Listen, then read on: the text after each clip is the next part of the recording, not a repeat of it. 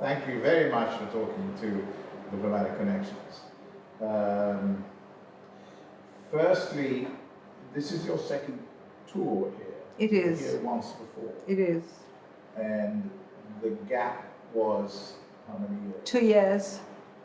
So you were here for what, the normal tour? No, I was extended because at that time we didn't have very firm legislation on the length of diplomatic service. That was during my first tour. So I actually stayed over 6 years then. Now we already. I went back home for a couple of years. I was ambassador at large for the Black Sea region. Right. And then I was director of the International Security Directorate. Right. And then I was miraculously and happily posted back in August of 2010. For so far another 3 years. 4 years with us. So we already have Diplomatic Service Act, which says 4 years with the possibility of extension by one. And that's fixed. Well, the fact that you were in charge of security means that we can just follow straight into the whole business of US-Bulgarian relations, which it seems to me in many ways are hinged on whole security, issues of one sort or another. For example, Bulgaria is a member of NATO. It is. And has been for 67 years. Since 2004. And Bulgaria is also a member of the European Union, it is. incidentally, it but is. not a member of the Eurozone. No. Happily. Happily, absolutely. But no so doubt about that. NATO thing. Bulgaria is in the Bulgarian troops in Afghanistan. Yes, we are in and ISAF. Also in Iraq. In Iraq, we were in Iraq, and we practically, Bulgaria participates, though modestly, in all NATO operations, NATO-led operations going on at this time. So we also have some troops in Bosnia as well with KFOR, we had in Africa. As I said, the contribution may be modest in numbers, but it's very consistent. And also with the whole anti-piracy effort yep. in the... We sent a frigate. I see. Yeah. Yeah. And as far as anti-terrorism is concerned, you're also involved, it seems to me. Yes, we are. We have a very intense cooperation with America, with also European partners, with Interpol, Europol, and that got particularly visible over a terrorist attack which happened last year in Bulgaria in July, in one of our major airports when Israeli tourists were the target of the attack. So terrorism is something we unfortunately have known firsthand. Now that attack was supposed to be subject, it was obviously subject to investigation. Was there any conclusion to that investigation? There have been very advanced suppositions and proofs that may lead into eventual involvement of Hezbollah, which however remains yet to be fully confirmed because the investigation is still going on. We are always delivering any proof that comes up in the course of the investigation to our partners, which is the EU and the US, for general analysis. So that's an ongoing investigation. And there was also at one time negotiation about a US base in Bulgaria. Not just negotiation, we did sign back in 2006, we signed a unique defense cooperation agreement with the US, and as a result of that we do have troops stationed. It's on rotation. We do have a military base, military facilities in Bulgaria. There is a US military base in Bulgaria? There is. Where is it? It's in the central part of the country. Grafignatyevo is the name, whatever that may mean. Mainly it's Air Force. It is Air Force, right. And we are trying to negotiate on a broader basis with NATO to have it as a permanent venue or site rather, not venue, but a permanent training site for NATO soldiers as well, NATO troops. Well, in strategic terms, why Bulgaria? I mean, is it particularly well positioned for... It is. absolutely, absolutely true. This is Southeastern Europe, which is actually the corner of Europe facing the Middle East, plus the Black Sea region. The region itself, Southeastern Europe, it's still in the process of final consolidation in terms of several countries in the region, Kosovo, Bosnia and Herzegovina. Several countries are opting to become NATO members, which is still work in progress. So from that point of view, Bulgaria and Romania, because Romania also signed a similar agreement, were chosen as strategic locations for the US troops, and as I said, hopefully for bigger drills and exercises. Because in fact you border, let's see, Turkey. We do.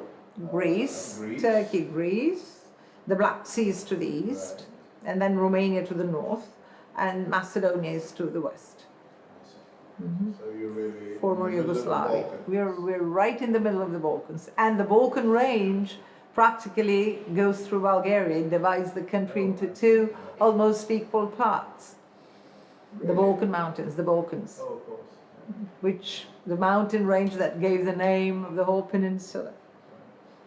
Your relations with the Romanians are fine. Oh, absolutely. Yeah, we are more than fine. We are a permanent pair. We always move together in whatever international bids we may have or strategic bids. We were together when we were holding our NATO enlargement negotiations, our EU negotiations. So not just us as immediate neighbors, but also Brussels seem to be more comfortable if they handle us in pairing us off, right? Brussels has a tendency to pair off. It does. It does. I mean, the Cyprus-Malta. Right. And that's why I'm saying this half jokingly. Yes. And Because at times, and you know what, in all honesty, at times it may be a little bit disbalanced vis-a-vis one or the other country, and we've all been in either role, and it's not always a happy role, but it happens. But and especially with the Romanians, culturally, you're really quite different. We are different. We are different. That's true. We are not so much ethnically and religiously, but the language is different. Bulgarian is a Slav language, while Romanian is a Latin language. And they claim descendants from the Romans. Yeah, they do. And I know that times ago, Bucharest used to call itself the small Paris. The small Paris. So, yes. And has we want to call ourselves a small Vienna, but I don't know how that holds water at all. It has an Arc of Triumph. It does. In the middle of Bucharest, which is actually built on the étoile system. It is. Like It is. It's a big Paris deal for Romania. Right. But we're talking about Bulgaria. In other respects, what is the composition? I mean, you have a strong Turkish element. We do. Around 8%. Strong Turkish presence, which has sometimes been troublesome, sometimes hasn't, perhaps. It historically, of course, it was troublesome in the sense that it was an occupying power. Turkey was the Ottoman Empire. In those times, the Ottoman Empire, it was the occupying power of Bulgaria, which actually lasted for 500 years and ended in 1878 in a Russian-Turkish war. But having spent that long time under the Turkish domination, you would imagine that many generations turned over. So this particular group of the population is part of the Bulgarian nation, no question about that, and they don't feel different either. They do speak Turkish as Bulgarian, they do worship their own faith, they have their mosques, their usual religious services, so they do have their identity, which however is very much part of the Bulgarian nation. In fact, one of the political parties in your coming election is a Turkish ethnic party, if I remember. You've done your homework perfectly well, sir. Yes, indeed. And it is probably one of the most constant factors, constant political agents in our political system, because they've always had their firm 6 to 8% of the vote. Let's talk about that coming election next month, May 13th. 12th. We always have them on a Sunday, unlike here. There obviously the austerity measures were taken by the last coalition. It is a coalition, is it not? It's a socialist-dominated sort of coalition. That was the one removed government. But the current government has also a socialist element. No, the current government that resigned described itself as right of centre government. I see. And the one before them was a coalition with the Socialist Party in the lead, right? But in fact, at the moment, one of the problems, you are in fact having civil disturbance. We did have mid-February, February 17th. Largely to do with austerity programs. Largely due to, it all started with exuberant, much inflated energy bills. So it all started with energy as a major issue. But of course, when you come to analyze the entire situation, yes, it has to do with austerity, because if people would be able to pay their bills, they wouldn't be out in the streets. So, yes, that's true. That's a fair assessment. But in terms of the economics, it seems to me, the Bulgarian economic situation is less precarious than some of the other European countries. That's very true. Your deficit is something like 8%. That's very true, both in terms of deficit and inflation. Whereas in the EU it's 85%. Yeah, right. So, I mean, how does the good news not affect what's going on, or does it? I'll tell you how. Yes, you're absolutely right. On the macroeconomic level, the macro financial level, we are the best pupils of the austerity lesson. Indeed, the financial system is stable. We are not running any Cypriot or Greek risk at all. In terms of balanced budget, yes, it is a balanced budget. The reserve is there, but it all comes at a price, and the price was exactly what you yourself referred to. This is the living standards of the people, modest income, and that, of course, brings down the purchasing power of the population, which affects also industries, particularly small and medium-sized industries. So on this level, definitely some readjustments need to be made. And this has bred protests which upset the government. Right. The government chose to resign after the first more violent clashes. So instead of July, we are now having our election in May. They were almost through their term, but the election will be 2 months early. And is the forecast for another coalition? Yes, this time, yes. Last time it was not a coalition. But it was a minority government. But it was a minority government, right. This time it will be a coalition again, as you said, because, as I said, the government before was a three-party coalition. Because no contender is likely to get 50% plus one in order to be able to form their own independent government. Now, obviously you're now a republic, but at one time, in the last decade, I believe, you actually had a member of the former Bulgarian family who was actually Prime Minister. Indeed, who was the Prime Minister of the Republic. And he actually ran a parliamentary campaign, election campaign, as any other regular political party of the Republican system of the country. But there was no, this was not an attempted restoration. No, not at all, not at all. So he just served as the next prime minister of the country, beginning in 2000 And we're talking One? about Simeon. Simeon, We're talking about Simeon. who was never actually king. Tax Poptodorova. because He was, but he was not of age at the time, right, he so was- there was regency.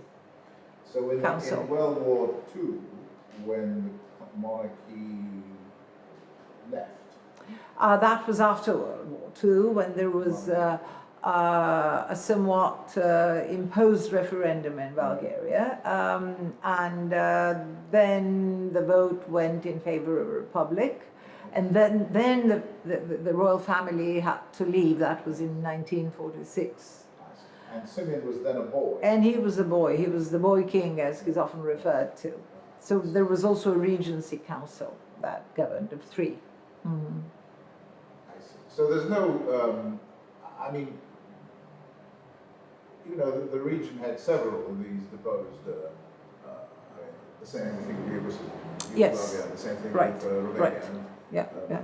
So that the rest, the period of recovery from the Soviet era did not actually produce any restorations.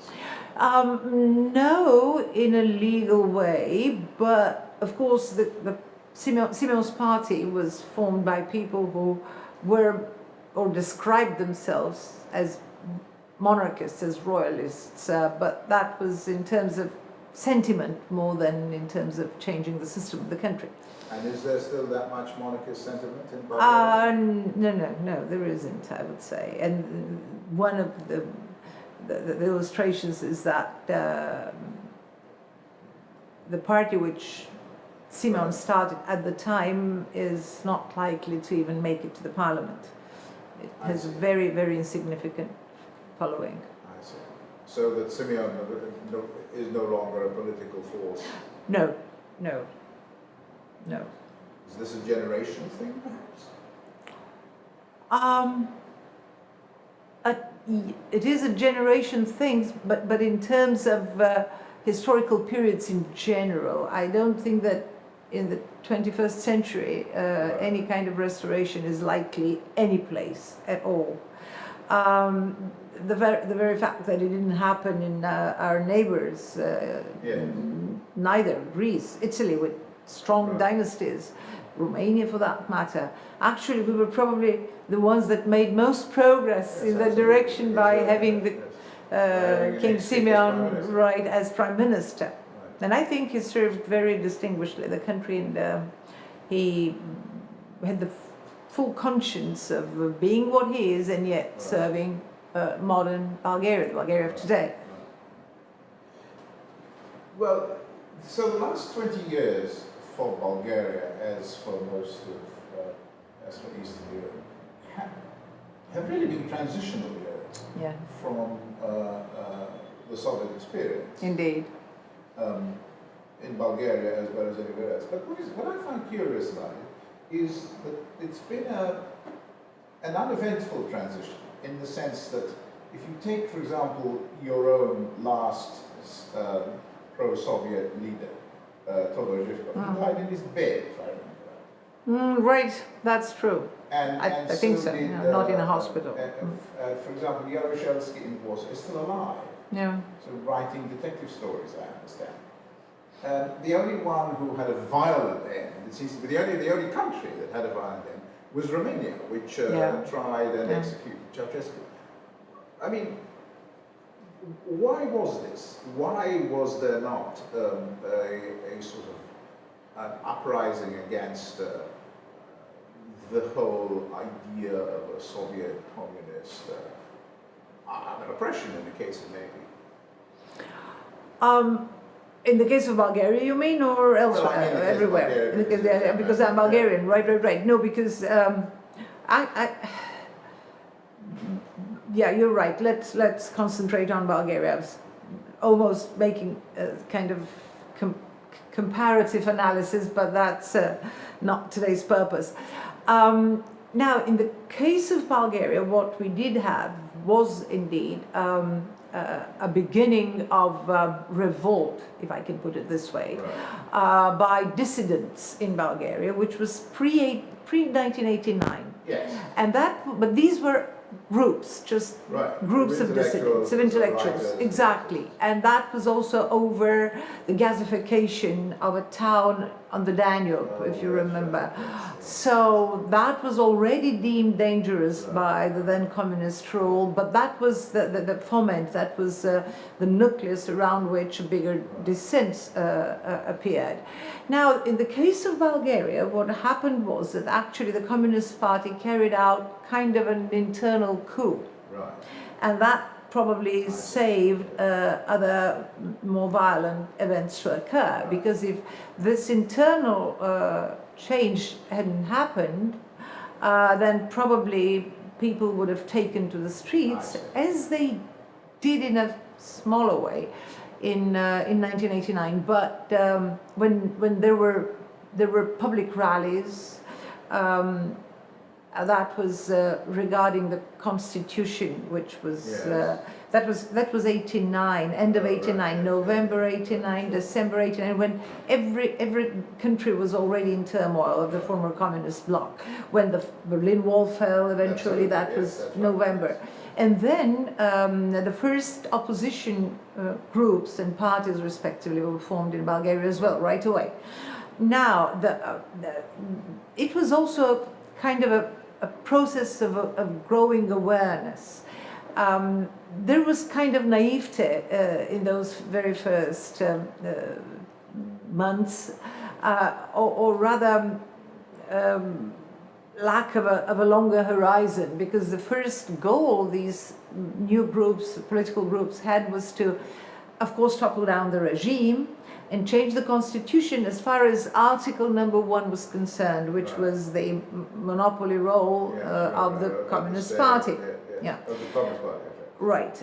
Now, with my hindsight, I would say that probably we could have done better with the constitution, the new constitution, I mean, which was adopted in 91. The Poles, for example, they took longer before they adopted it. So they had a time of, or a period of trial and error in a new public and political setup. So anyway, what was done was, yes, indeed, immediately Article 1 was taken out of that constitution, and then the opposition parties and the then Communist Party, it had already changed its name to Socialist Party, they started a round table process, which negotiated, so it was kind of a negotiated transition.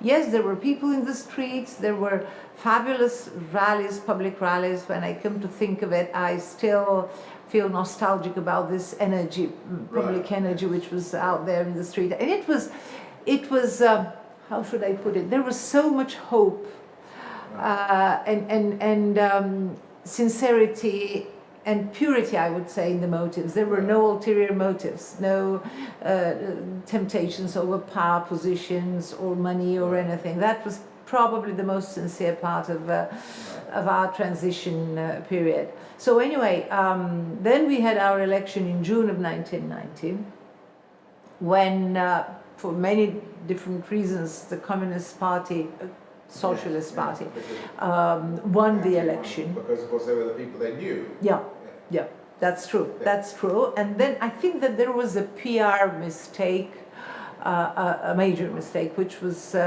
not thought that in that way, but that was the result. There was this very famous PR specialist, Jacques Séguéla, the French icon of PR, who came to Bulgaria to help the opposition parties, and who advised on a very vivid depiction of the concentration camps which did exist in Bulgaria until the early 60s. So what they did was have a map of Bulgaria with skulls all over, relatively positioned in the whereabouts of concentration camps, but the whole idea was extremely morbid.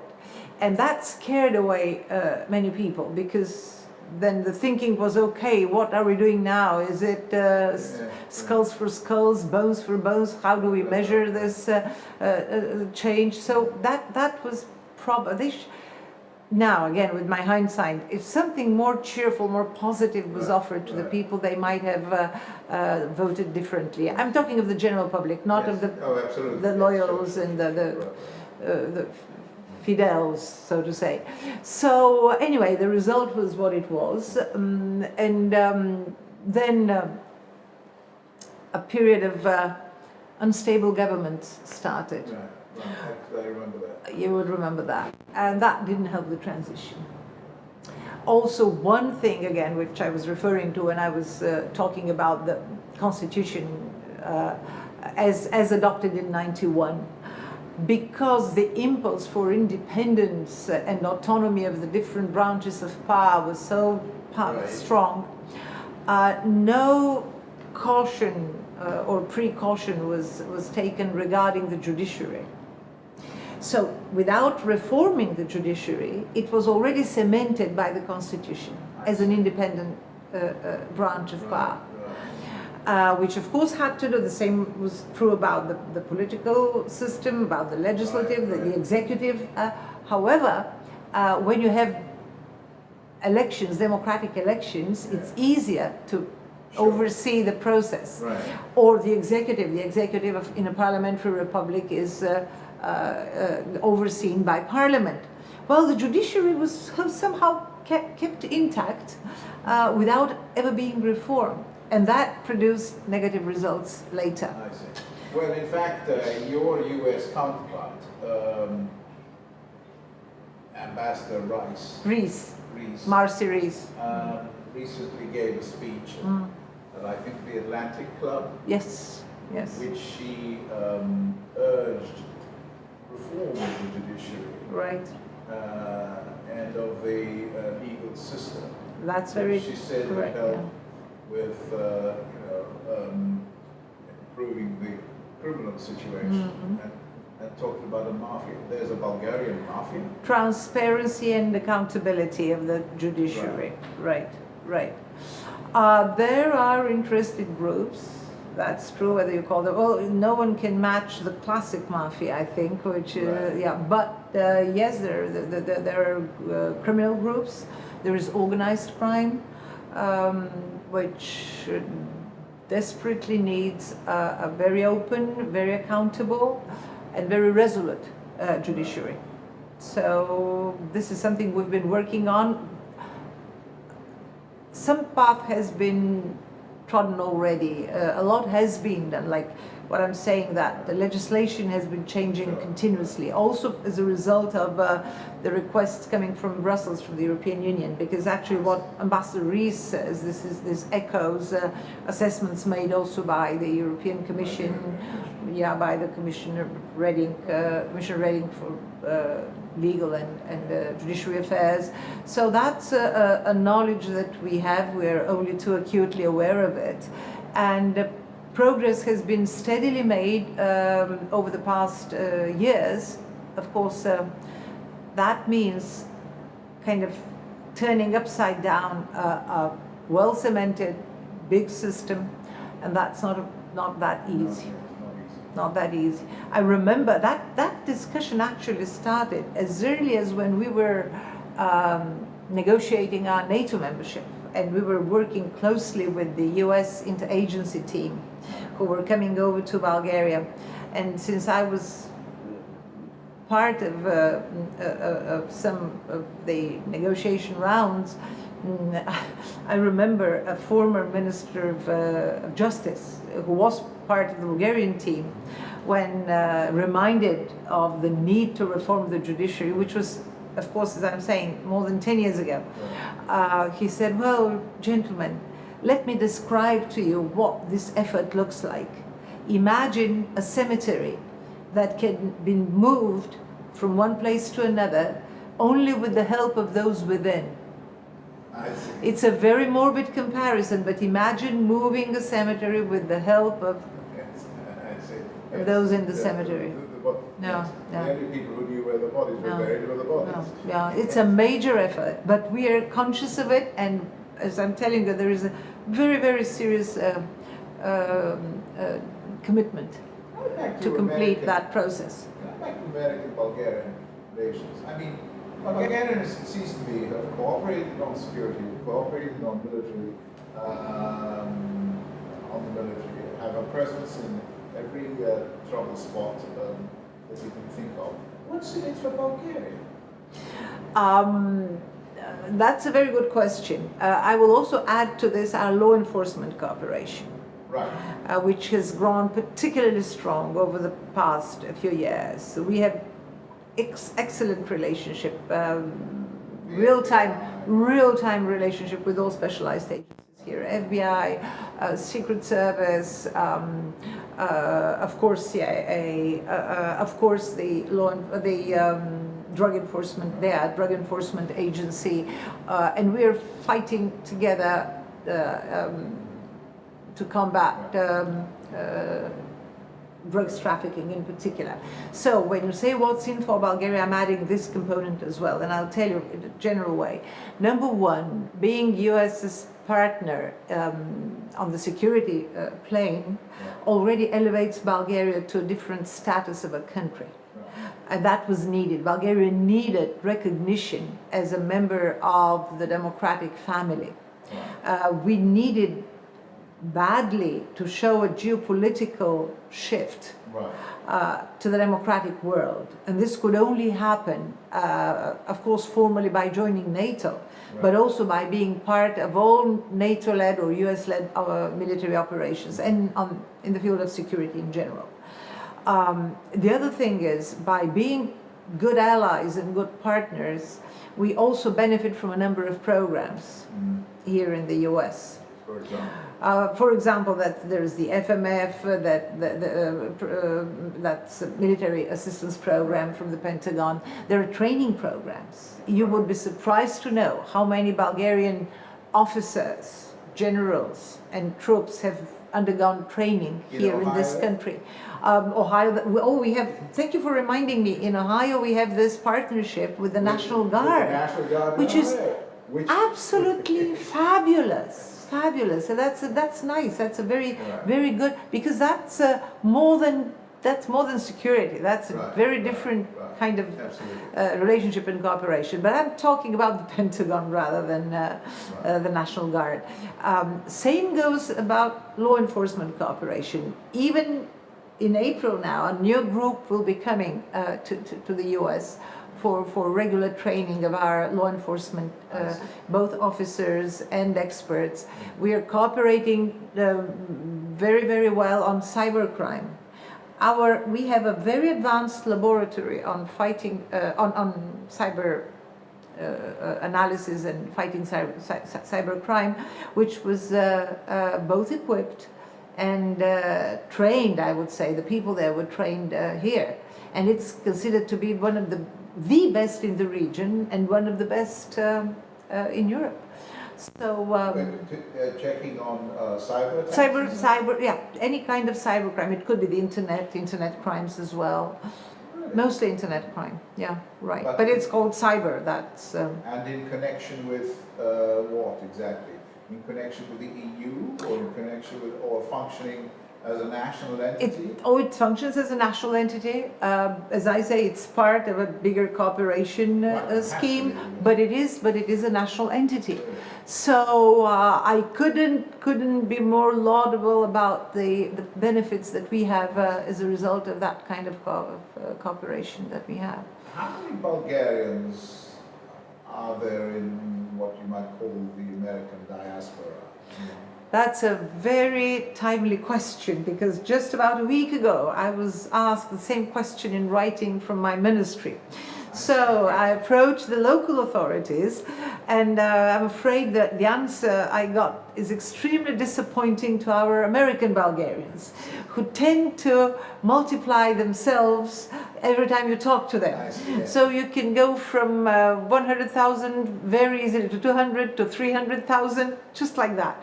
So the answer I got was, but that's 2-year old answer, was a little over 100,000.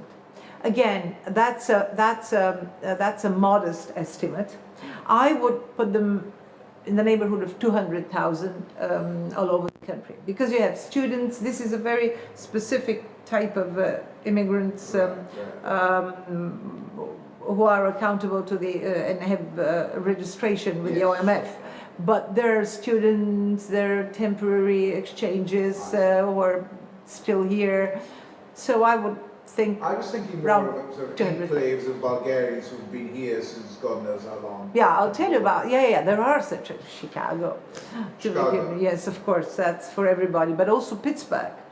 We have a very, very precious, I would call it, because I really love them, a community of some elderly people already who are second generation, and of course some new immigration, of course, but their parents started the oldest expat organization in Pittsburgh, which is over 100 years ago, early 1900s.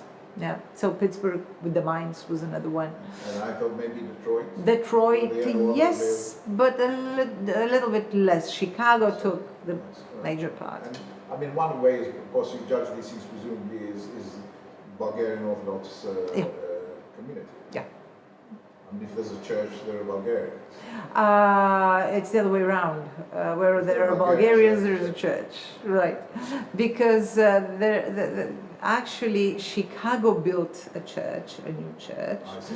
The community here in Washington are still struggling over building a church here, but not much has happened, regrettably, so far. There is one Bulgarian church in New York, but as I say, mostly it's the other way around. Whenever there is a large group of Bulgarians, they would immediately think of building a church. And students, what do students do? Come here, get educated and go back, or try to stay? Or both.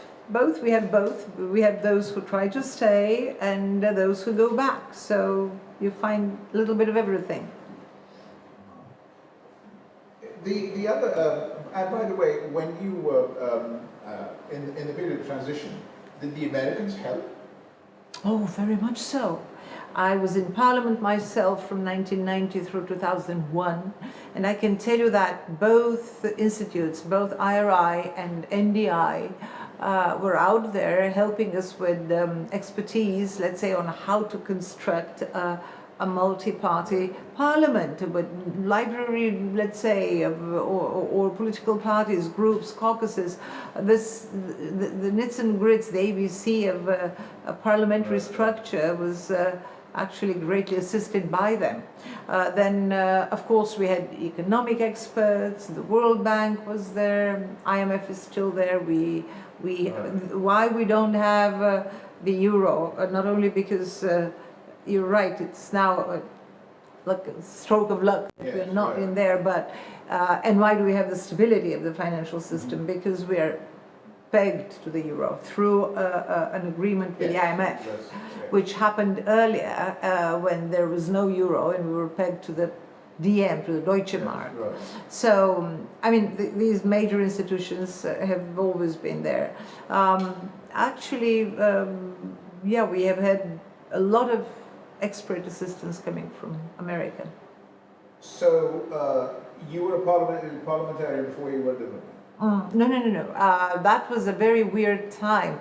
I was in the Ministry of Foreign Affairs when the changes happened. I was a young, well, of course younger, for sure, diplomat.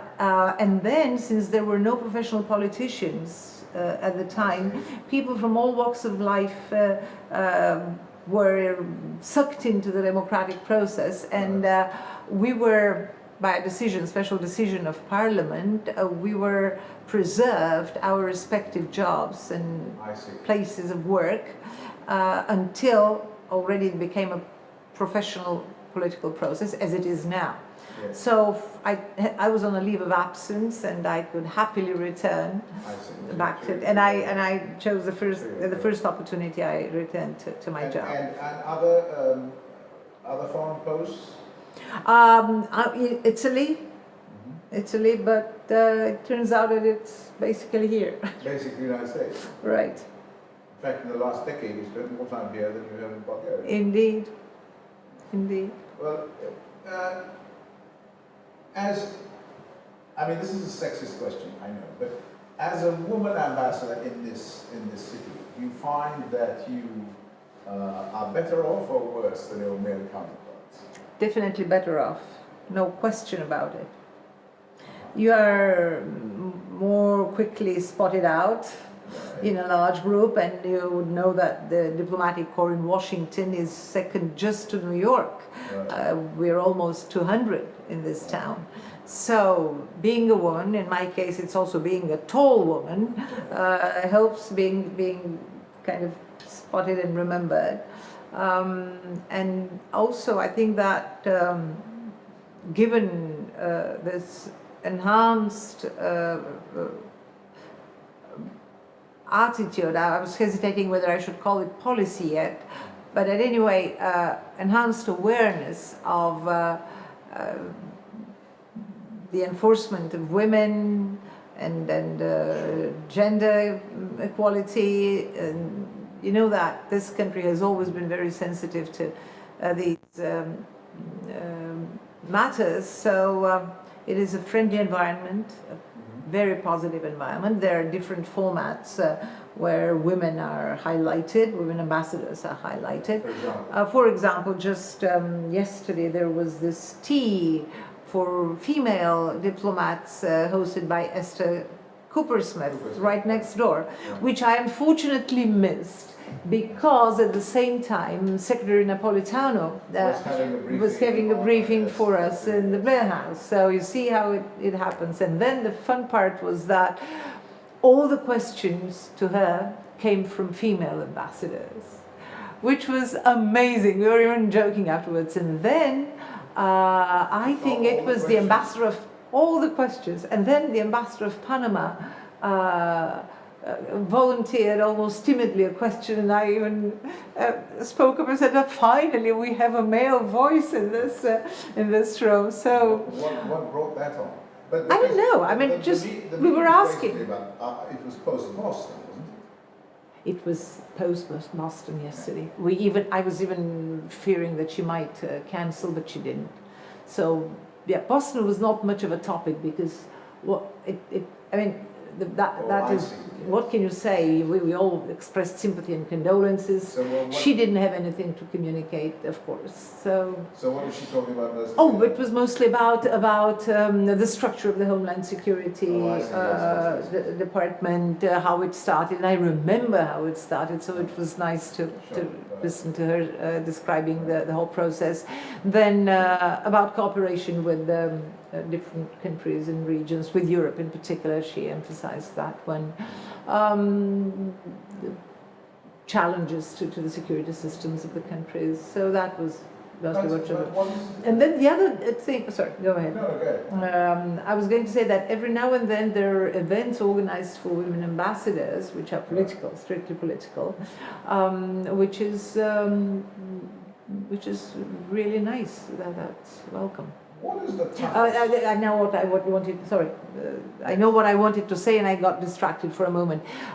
Monday and Tuesday there was the Women's Ambassadors Conference in Howard University, and we were invited to discuss with Howard University the foreign policy during President Obama's second term. So that only happened earlier this week. And it is strictly women ambassadors. So there are also other groups and think tanks in this town which deal with women diplomats and women ambassadors, which is nice. What is the toughest challenge that you face here? The fact that there are lots and lots of ambassadors, Yeah.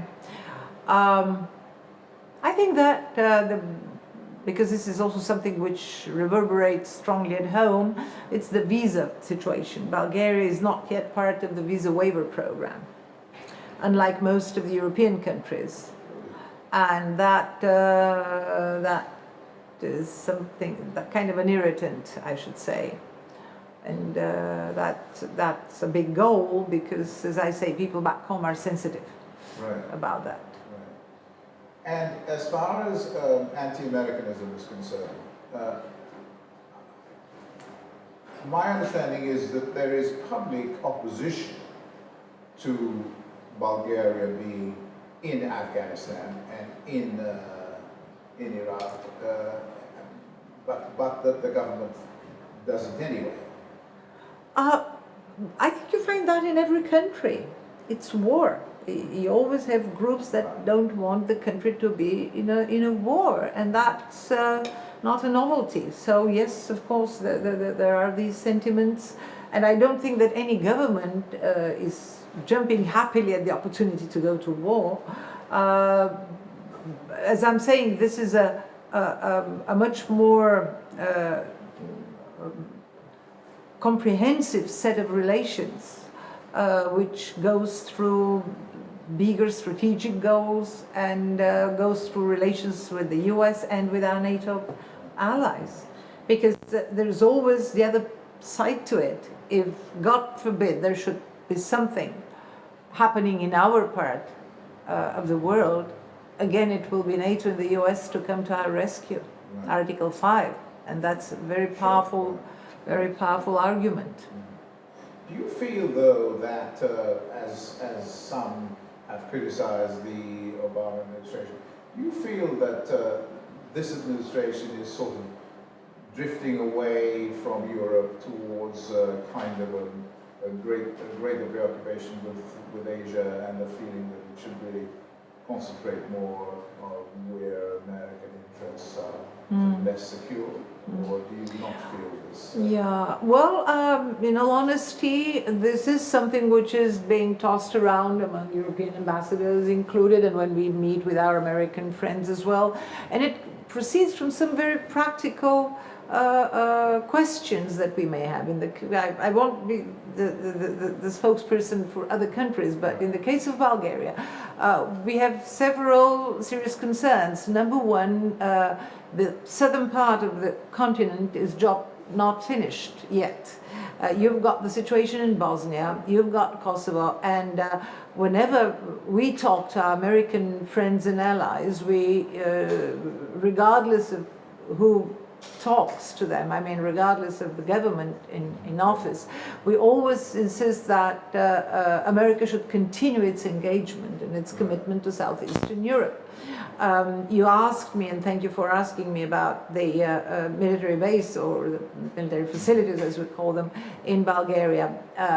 With sequestration looming on the horizon, I don't yet have an answer what's happening to them in practical terms. So there are a number of practical questions that need to be obviously discussed and sorted out in the case of individual countries, but also in the case of the whole of Europe.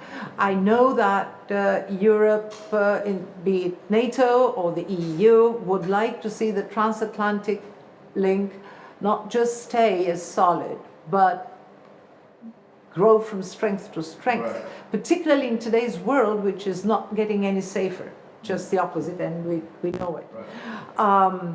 Therefore, when President Obama announced the beginning of talks for the signing of the transatlantic trade agreement, yes, that was such a welcome news to European ears. This is what Europe wants to have, because we want a very tightly knit relationship with the US, and we definitely want to remain the strategic and the preferred partner.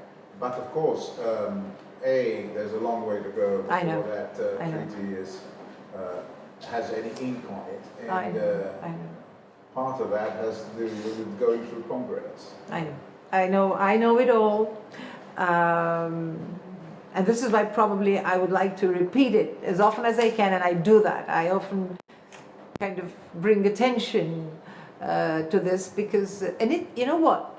It is very important for Europe itself. I know that there is Congress, I know the sentiments here. I have a very realistic readout of the situation. But it is so important for Europe to know that America is ready to commit itself. You might have noticed the reactions right after President Obama's announcement, Barroso and all the rest of it. Everybody led up to that. Right, right. But I wonder, yes. Anyway, I'm sure that it's well meant. Okay, we can Yes, pass here yes. in silence onto any further comments on this. It is well meant, and I hope it is also genuinely meant. Not only well meant, but genuinely meant. Ambassador, thank you very much for this discussion. Not at all, it was my pleasure.